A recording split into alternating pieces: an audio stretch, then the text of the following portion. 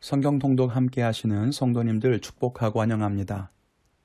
이제 우리는 모세오경 중에서 네 번째 책인 민수기를 함께 읽게 됩니다.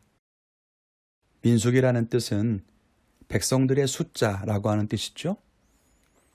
이 민수기에는 백성들의 숫자를 세는 장면이 두 번 등장하는데요.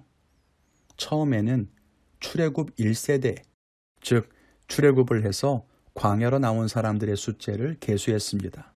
싸움에 나갈 만한 사람이 얼마나 되는지 파악하기 위해서였습니다.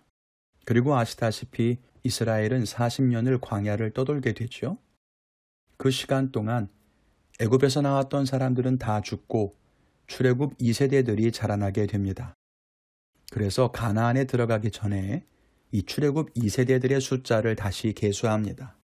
이것은 싸움에 나갈 만한 사람을 파악하기 위해서이기도 하고 가나안에 들어가서 기업을 분배할 때 그 지파와 가족의 숫자대로 하잖아요.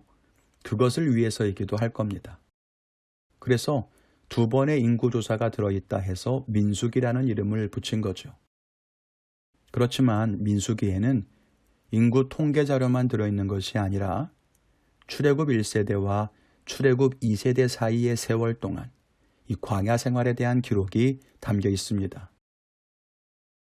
앞의 책들과 연결해 보면 애굽을 나와서 시내산에 이를 때까지의 기록이 출애굽기의 전반부였죠. 그리고 출애굽기의 후반부, 레위기, 그리고 민수기의 전반부까지는 시내산에서 머물며 받았던 율법과 시내산에 머물렀던 이야기가 기록되어 있고요. 이 민수기의 후반부는 시내산을 떠나서 광야를 이동하며 살았던 시절의 이야기라고 보시면 됩니다. 이 두 번의 인구 조사를 비교해 보면 이렇습니다.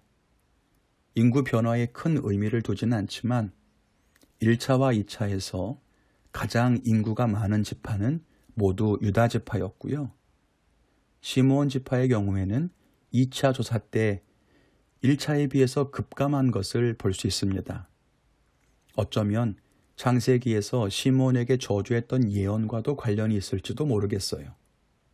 그런데 이 인구조사는 20세 이상의 남자의 숫자만 센 겁니다. 그러니 여기에 20세 미만의 자녀들, 여자까지 포함한다면 그 인원은 약 3배가 넘을 것으로 추정할 수 있을 겁니다. 남호성 5days에서도 설명드렸지만 여기에는 야곱의 12아들 중에 레위 지파는 빠진 숫자죠. 레위 지파는 하나님께 속한 지파였기 때문이에요. 그러면 12아들 중에 레위가 빠졌으면 11지파여야 되는데 왜 12지파 그대로인가? 그것도 말씀드렸죠. 왜 그랬었죠?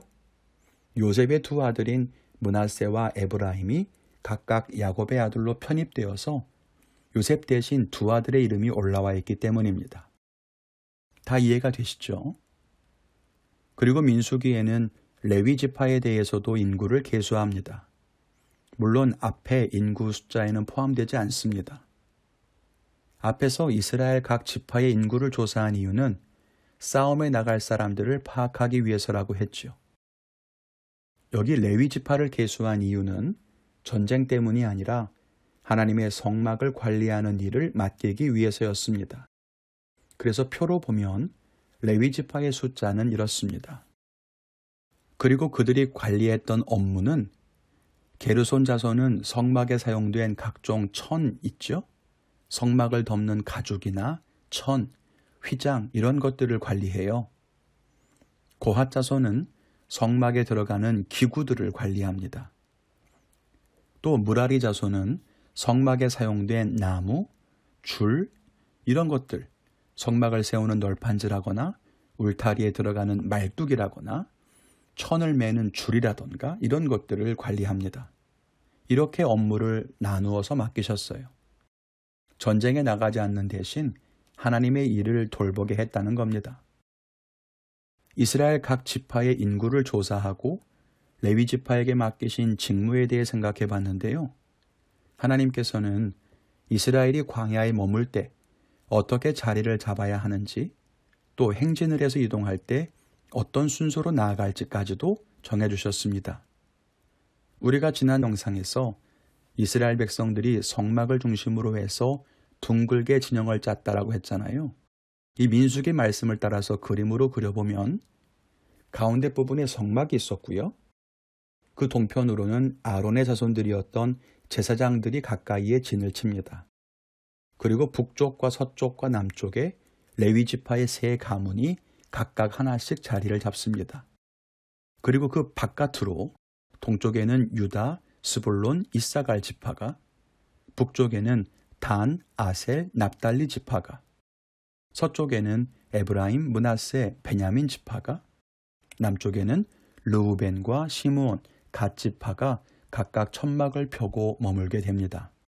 이 12지파가 동서남북에 따라서 세 지파씩 자리를 잡고 레위 지파도 세 가문과 또 제사장 가문이 각각 한 가문씩 성막을 둘러서 진을 치고 있었던 거예요.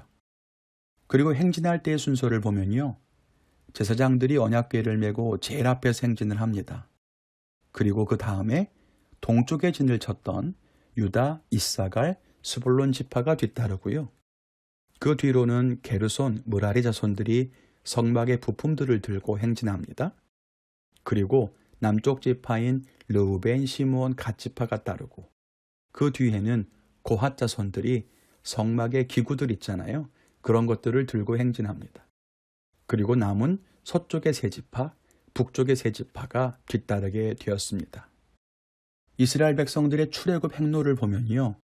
원래 애굽의 나일강 하류 지역에 거주했던 이스라엘은 모세의 인도를 따라서 애굽을 나왔고요. 이 홍해를 건너서 시내 광야로 들어간 다음에 시내산에 도착합니다. 여기에서 율법을 받고 이스라엘은 하나님과 언약을 맺게 되죠.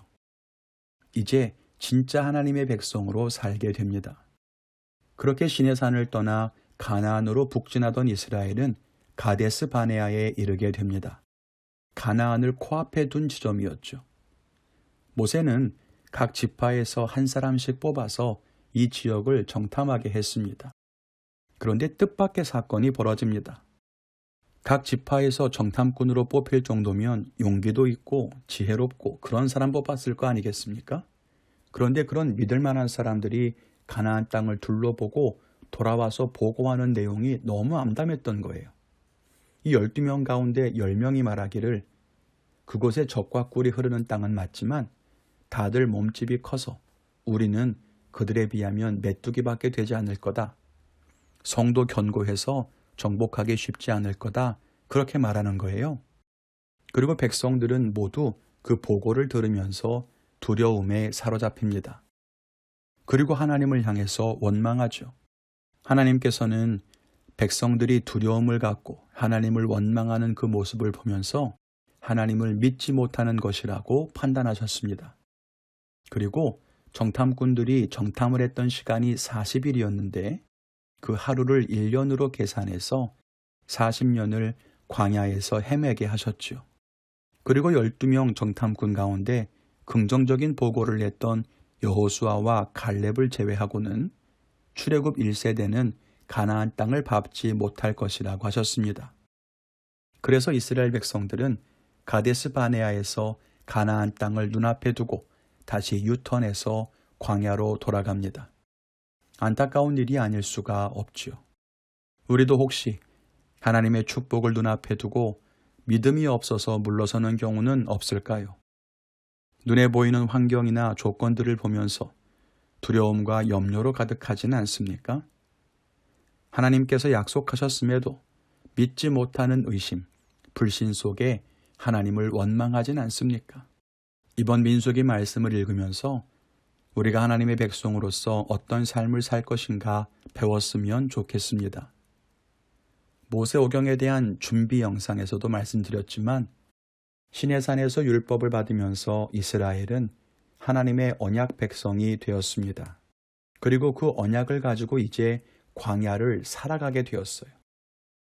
말씀을 받았으면 그 말씀대로 행하면서 실천적인 삶을 살아가야 하는 거예요. 그런데 이스라엘은 믿음이 필요한 순간에 믿음을 사용하지를 못했습니다. 그래서 다시 광야로 돌아갑니다.